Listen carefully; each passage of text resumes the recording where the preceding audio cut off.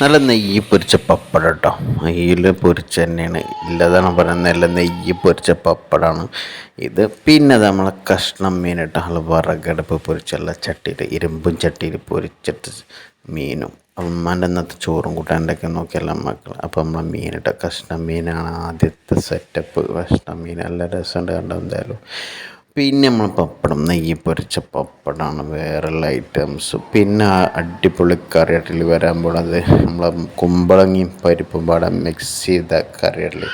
അത് ഗ്രേവി നല്ല തിക്നെസ് ആയിട്ടുള്ള കറിയാണ്. അപ്പോൾ ഒപ്പം തന്നെ നമ്മളെ ഉമ്മ ഉണ്ടാക്കിയ പച്ചമുളക് ഇട്ടത്. അപ്പോൾ എരിവുണ്ടോയെന്ന് നമുക്ക് നോക്കാം.